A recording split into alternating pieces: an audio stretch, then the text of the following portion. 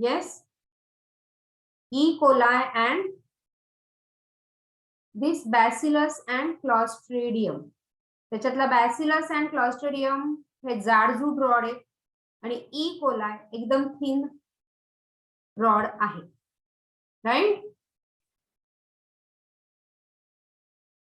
The third shape is, write down, comma shape bacteria. Example सांगा चला. Yes, who is there? Vedant, Kaustubh, Sumedha पैकी कोणीतरी example सांगा. यामिनीने पण आज छान कॉमा शेपचा का? हा, विब्रियो कॉलरा आहे. Yes, it is a vibrio cholera. ही cholerae,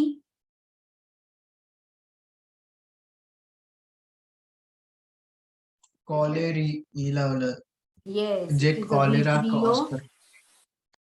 C small, vibrio cholerae. E काढला तर कॉलरा कॉज करतो तो. ओके, कॉलराचं इन्फेक्शन, विब्रियो कॉलरी. आणि हे सगळे इन्फेक्शन तुम्हाला ह्युमन हेल्थ अँड डिसीजेस 12वीला अभ्यास करायचा, म्हणून त्याचं इथे थोडंसं बॅकग्राऊंड तुम्हाला माहिती असणं गरजेचं. Comma shape Vibrio cholerae causing cholera. त्याचा शेप बघा, comma shape, or it can be also called as curved rod. Comma जसा असतो इंग्लिश मधला comma, so that shape, comma shape bacteria, or it is a curved rod shape bacteria. Right? Write down the example. Comma shape bacteria, Vibrio cholerae.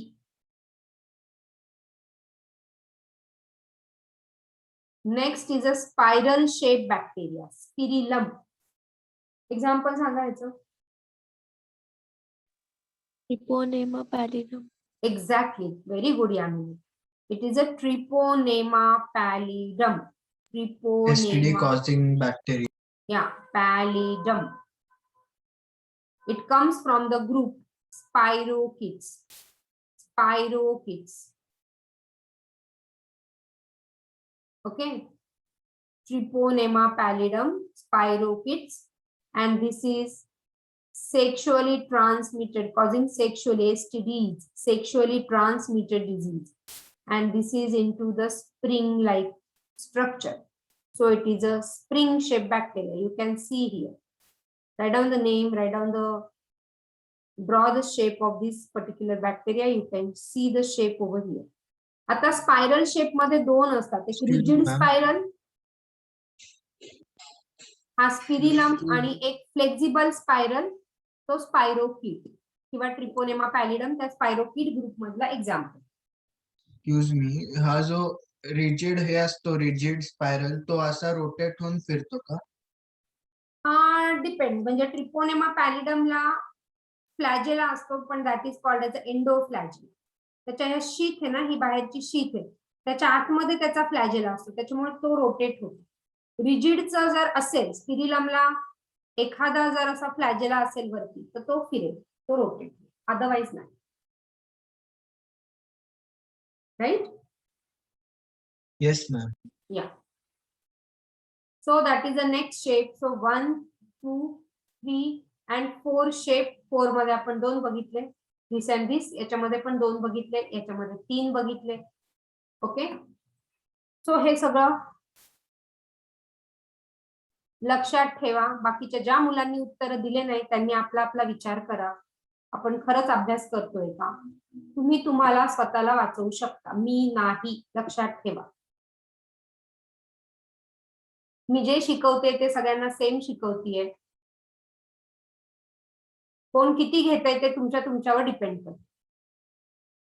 Okay, तो bacteria, you bacteria मध्ये cell wall is having peptidoglycan. You know peptidoglycan is a heteropolymer of alternate NAG, NAM, NAG, NAM. Peptidoglycan कशात जास्त असतं, gram positive की gram negative? Peptidoglycan is more in Gram positive. Yes, peptidoglycan is more in gram positive. ते दिसतंच आहे बघा. So this is thick. इतकी peptidoglycan आहे इथे. Here you can read. याचं पेप्टिडोग्लायकॅन एवढंच आहे. gram negative. So gram positive contains more peptidoglycan as compared to gram negative, right? So peptidoglycan is more in gram positive. So the cell wall is thick, appear violet in color in gram staining. It contains less peptidoglycan, appear pink in color in gram staining. Okay, so that is how is a eubacteria. ही बॅक्टेरियाची diagram पण तुम्हाला आठवत असेल. The infolding is mesosome which is equivalent to mitochondria, which is equivalent to mitochondria in case of eukaryote. But mitochondria, is it present in prokaryotes? Yes or no? Mitochondria, is it present in prokaryotes? No. No. So this is a double membrane bound organelle. This is a double membrane bound organelle and which is present only in the eukaryotic cell. Right? So all membrane bound organelle, we say all membrane bound organelle are absent. Ribosome is of 70S type, it is not having any membrane. So 70S type of ribosome. अजून कशात असतो 70S type of ribosome? So तुमची त्याला revision. अजून कशात आहे 70S type of ribosome?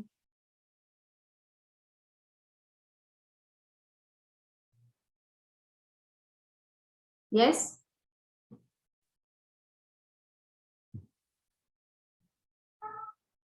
अजून कुठल्या कशामध्ये 70S टाइप ऑफ रायबोझोम आहे? सेलचा टॉपिक बघा, आठवा.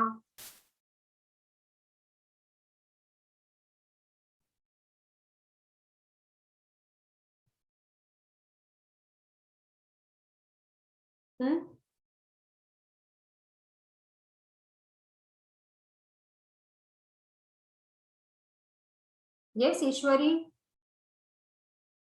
Ma'am, mitochondria and chloroplast. Exactly. So 70S type of ribosome is present in bacteria, second in mitochondria and chloroplast. And that is the reason mitochondria, they have their own ribosome and they have their own DNA. And so they called as a semi-autonomous organelle. स्वतःच स्वतः बघतात. Semi-autonomous organelle. Very popular for NEET. नसेल लिहिलं sale मध्ये तर आता लिहून टाका. Very, very popular for NEET exam. Okay. So mitochondria and chloroplast contain 70S type of ribosome. So genetic material is naked and so we call it as prokaryote. Genetic material is naked, not enveloped in nuclear membrane. So this diagram again for bacterial cell. Okay, so naked genetic material. Cell organelles are not found except ribosome. All cell organelles like mitochondria, chloroplast, endoplasmic reticulum, Golgi complex, all these cell organelles are not present in this bacteria. Litai? Yes, ma'am. Yeah. Yes, ma'am.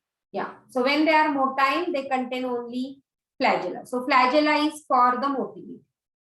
Flagella, it is for motility. हे आपण सगळं बघितलेलं आहे. फ्लॅजेलाचं structure detail मध्ये बघितलं. Can you tell me what is there in the structure of the flagella? काय काय आहे स्ट्रक्चर ऑफ फ्लॅजेला मध्ये?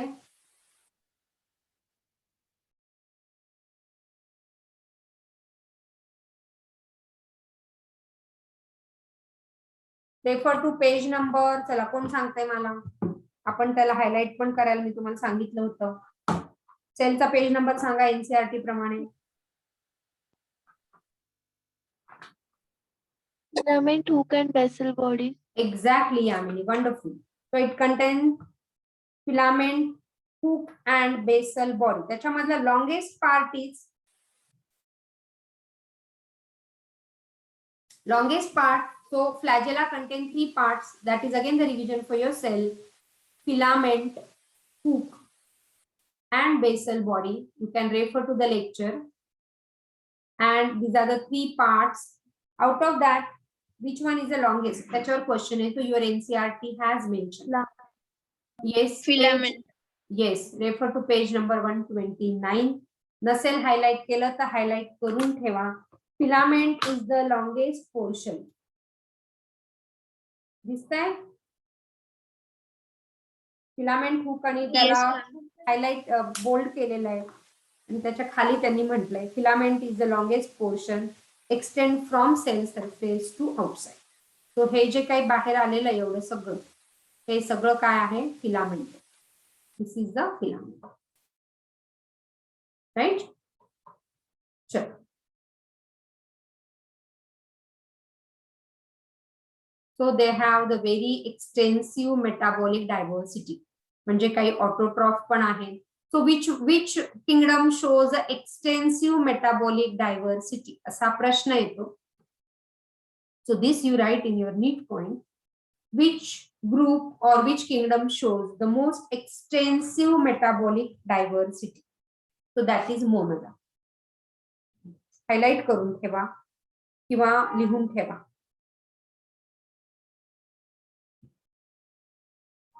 Okay. Your NCERT has mentioned on page number 19. पहिला पॅरेग्राफ बघा. ओके. पहिला पॅरेग्राफची तिसरी line. So the bacteria as a group show the most extensive metabolic diversity. दिसलं सगळ्यांना पेज नंबर 19. Yes, ma'am. या रेफर टू पेज नंबर 19. आता कोण आले? 2 जण लेट. कोण आले? कौस्तुभ आणि Gautam. Why you are late? Kaustubh and Gautam. Ma'am internet problem. काहीच बोलू शकत नाही नाही का? हा रिझन खूप छान आहे. So I can't say anything on this. Autotrophic extensive metabolic diversity म्हणजे बघा कसं.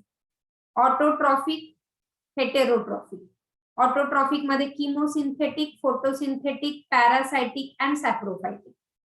हे एवढं डायव्हर्सिटी कोणामध्येच नाही. म्हणजे ऑटोट्रॉफिक म्हणजे काय? स्वतःचं फूड स्वतः बनवतात. So they prepare their own food. Make this column and write it down. Autotrophic is what? Prepare their own food. Own food prepare करतात. Heterotrophic not able to prepare their own food. Autotrophic मध्ये परत chemosynthetic and photosynthetic. Using chemical energy they prepare their own food. Using chemical energy, they prepare their own food. Okay.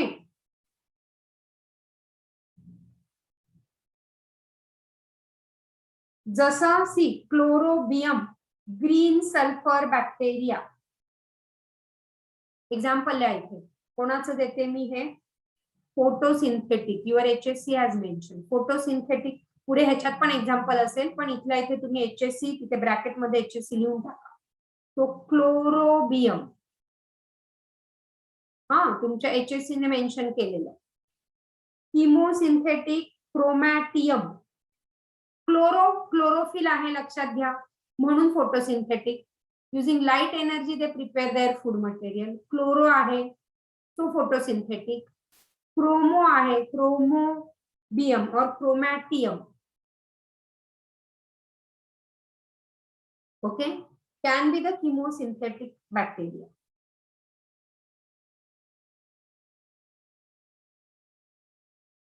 Right? And there are so many examples under parasitic and saprophytic. Saprophytic lives on dead and decaying material. Parasitic lives in the living host cell. Right? केला हा chart.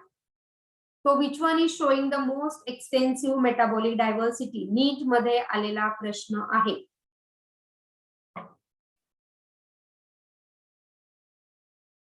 Yeah, some of the bacteria autotrophic, they prepare their own food from simple organic substances. Cyanobacteria. Yeah. Photosynthetic, chemosynthetic. Right? Already we explained. Majority of bacteria are heterotrophic or heterotrophs. They do not prepare their own food. Chart मध्ये explain केलं. They do not prepare their own food. Ma'am जेव्हा cyanobacteria oxygen हे synthesise करते तेव्हा एक ब्लूपिंग sound येतो ना. Sound नाही, bubbles येतात. You can see that oxygen bubble. आपण फोटोसिंथेसिस मध्ये ते बघू. या सो ब्ल्यू ग्रीन अल्गी बघा, आता इथे क्वेश्चन कसा येतो, blue green algae comes under which genera. जेव्हा तुम्ही अल्गी बघता ना तेव्हा तुम्हाला असं वाटतं अरे हा प्रोटिस्टा किंवा प्लांटी मध्ये येईल, पण सायनोबॅक्टेरियाचं दुसरं नाव आहे ब्ल्यू ग्रीन अल्गी. नीट मध्ये लिहून टाका. That comes in bacteria or that comes in blue bacteria, though it is One of the most primitive organism. one of the most primitive one, the first photosynthetic organism, the first photosynthetic bacteria. प्लांटच्या आधी पण ह्याने photosynthesis केलं. So ह्याला विसरू नका. Okay, नंतर अल्गीज एकत्र होऊन मग असे क्लस्टर्स आणि कॉलनीज बनवून मग ऑक्सिजन हे करायला लागले, राईट? मग Yes. तेव्हापासून अर्थच्या अॅटमॉस्फिअर मध्ये ऑक्सिजन आलं. चेंजेस व्हायला लागले, ऑक्सिजन यायला लागलं, टेम्परेचर कमी व्हायला लागलं. ओके, आता ह्याच्यामध्ये सायनोबॅक्टेरियाचे महत्वाचे पॉइंट लक्षात घ्या बघा. दे कंटेन क्लोरोफिल, हायलाइट करून ठेवा. सगळ्यात महत्वाचं cyanobacteria blue green algae. Blue green algae जरी असेल तो बॅक्टेरिया, त्याचं दुसरं नाव आहे, कारण तो पहिला फोटोसिंथेटिक होता. Okay, they have the chlorophyll. आणि हे वेगळ्या वेगळ्या प्रकारचे cyanobacteria. They can be unicellular, एकच सिंगल सेल, किंवा ते कॉलोनियल, कॉलनीमध्ये बरेच सेल राहतात, किंवा फिलामेंटस, किंवा ऍक्वॅटिक, किंवा टेरेस्ट्रियल. हे त्याचे सगळे एक्झाम्पल. तुमच्या एनसीईआरटीने जे एक्झाम्पल दिलेत ते नोस्टॉक अँड अॅनाबिना, त्याला तरी लक्षात ठेवा. हे कोणाला लिहायचं असेल तर तुम्ही लिहू शकता. लिहिलंय का हे नावं फक्त मी इथे दिली आहे, हे नाही लक्षात ठेवलं तरी चालेल, पण सायनोबॅक्टेरिया हे वेगळे वेगळे प्रकारचे आहेत. ओके, आता एनसीईआरटीने काय काय म्हटलंय ते लक्षात ठेवायचं.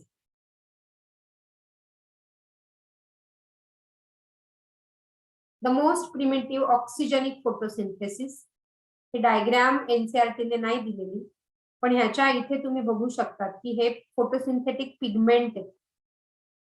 सायनोझोम, फोटोसिंथेटिक पिगमेंट. ओके,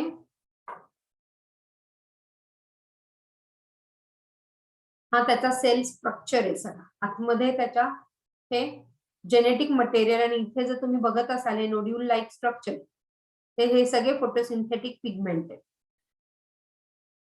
आणि म्हणून हा सायनोबॅक्टेरिया त्या प्लांट सेल मध्ये घुसला असेल आणि त्याने फोटोसिंथेसिसला सुरुवात केली, म्हणून त्या क्लोरोप्लास्टला पण 70S रायबोझोम आणि त्याचा डीएनए. तर हा सायनोबॅक्टेरिया त्या एका सेल मध्ये घुसला असेल कुठल्या तरी. ओके, आणि म्हणून मग दस how the evolution start.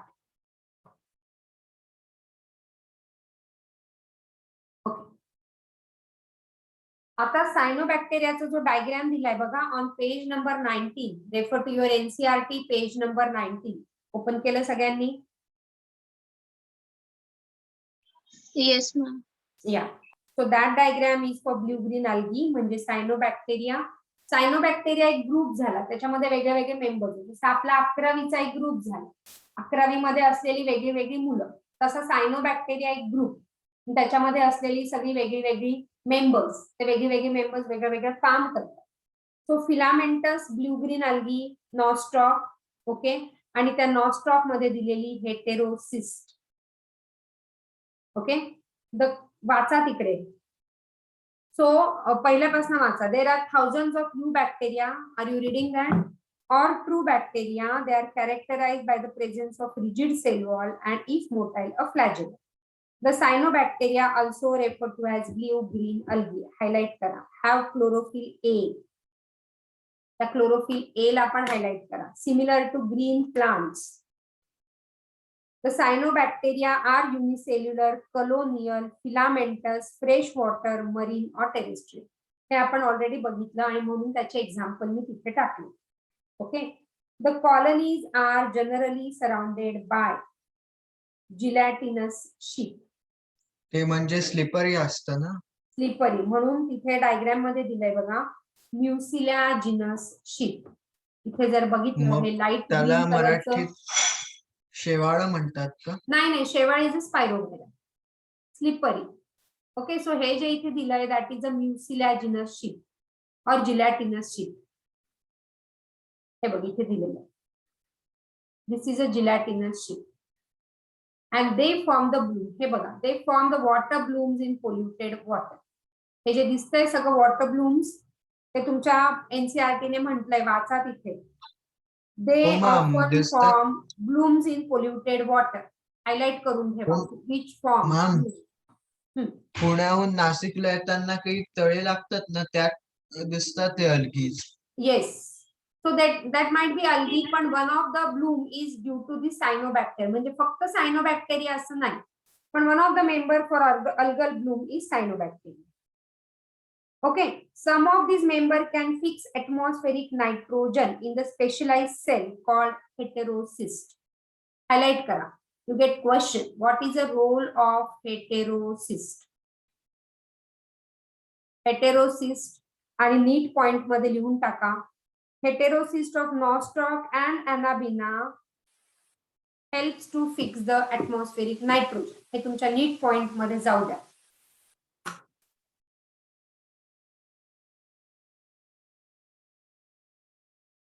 Clear?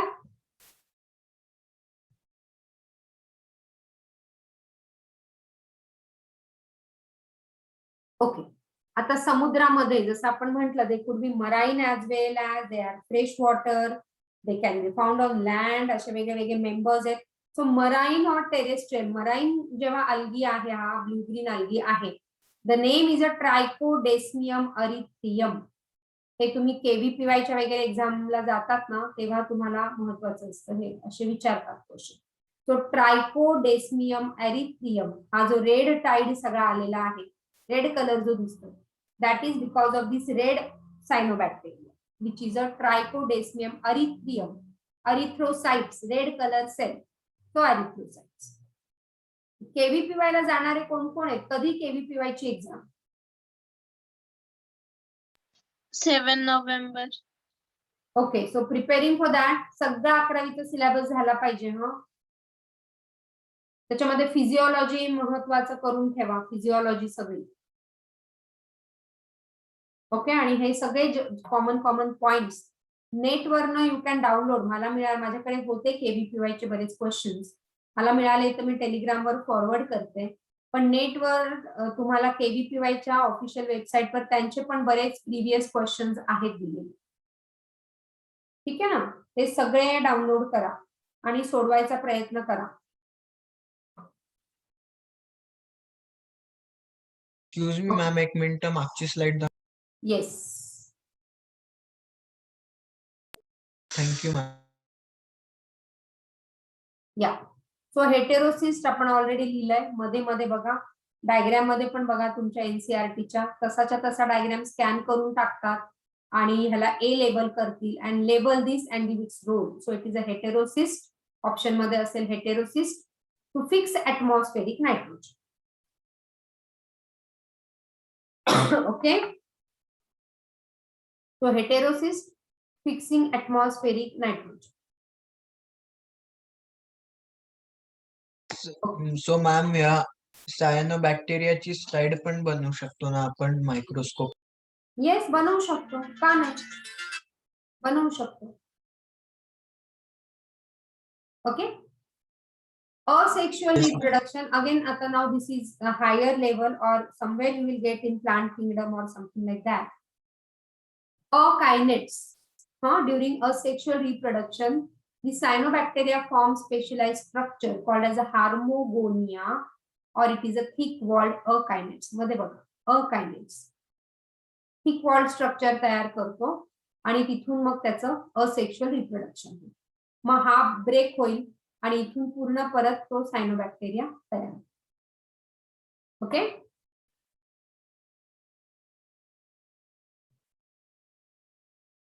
तो अकायनेट्स आणि हेटेरोसिस्ट असं तिकडे लिहून ठेवा हा तुमच्या नीट पॉइंट मध्ये. हेटेरोसिस्ट काय स्पेशलाइज सेल्स आहे त्या सायनोबॅक्टेरियाची which is for nitrogen fixation. Akinete asexual रिप्रोडक्शनचं स्ट्रक्चर. अकायनेट असेक्शुअल रिप्रोडक्शनचं स्ट्रक्चर आणि heterocyst for nitrogen fixation. Right. Yeah ma'am. There are chemosynthetic. हे फोटोसिंथेटिक होते. तो फोटोसिंथेटिकचे एक्झाम्पल सांगा. सायनोबॅक्टेरिया.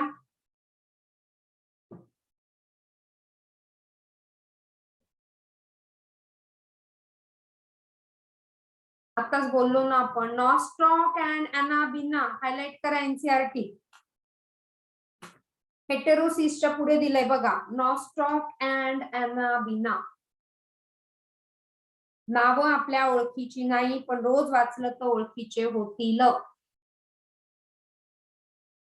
तो फोटोसिंथेटिक, सायनोबॅक्टेरिया, नॉस्टॉक, अनाबिना, हेटेरोसिस्ट, अकायनेट आपण असे 4 स्ट्रक्चर त्याच्यामध्ये बघू. क्लिअर? Yes, ma'am. या. Yes, नाव ma'am. किमोसिंथेटिक. किमोसिंथेटिक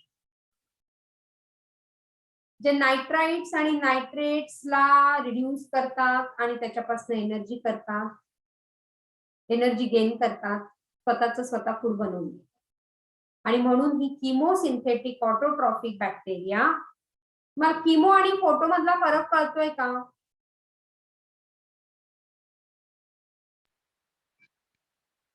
नसेल कळत तर नाही म्हणा, मी एक्सप्लेन करेन.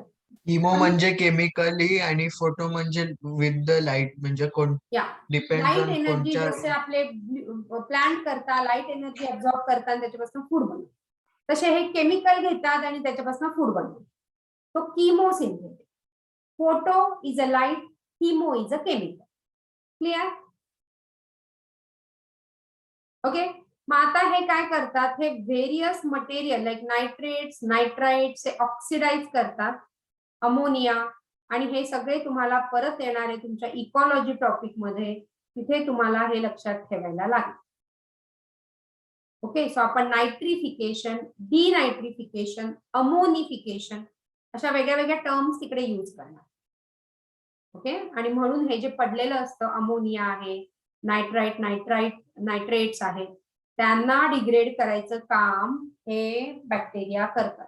म्हणजे दे आर हेल्पिंग नेचर. आणि म्हणून मी काल म्हटलं if I am saying 100% microbiology, त्याच्यातली ओनली 0.1% इज हार्मफुल. व्हिलन फक्त 0.1% आहे त्याच्यात. 99.99% सगळे हिरोज आहेत त्याच्यात. ओके. सो हे सगळे हिरोज बघा, नाहीतर हे सगळं अमोनिया बिमोनिया जे वातावरणात तयार होतं, साचून राहतं, ते तसंच्या तसं राहिलं असतं तर जगणं आपलं अनइझी झालं असतं. पूर्वी अर्थच्या याच्यात अमोनिया असायचं तर या बॅक्टेरियांमुळेच ते कमी झालं ना. म्हणून तर ते पूर्वीचे बॅक्टेरिया आहेत ना. म्हणून द फर्स्ट फोटोसिंथेटिक और किमोसिंथेटिक बॅक्टेरिया सायनोबॅक्टेरिया. ओके. सो हे झाले किमोसिंथेटिक बॅक्टेरिया. किमोसिंथेटिकचं तुमच्या HSC प्रमाणे आपण एक्झाम्पल केलं क्रोमॅटियम और sulphur bacteria. Right.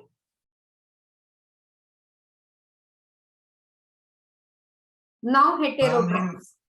Making of curd from milk पहिलं वाटतं लुईस पॅस्चरने स्टडी केलेलं ना.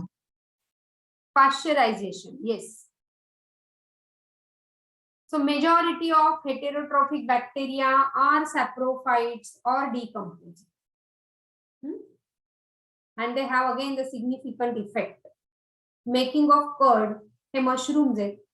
The mushroom 2 असतात, poisonous mushroom आणि चांगले मशरूम, एडिबल मशरूम.